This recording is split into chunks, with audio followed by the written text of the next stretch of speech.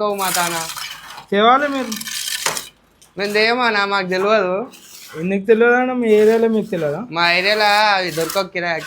Old city కాదు ఇది. Old సిటీలో తెస్తా నేను. ఇగో నేను ఉండేది ఓల్డ్ సిటీ.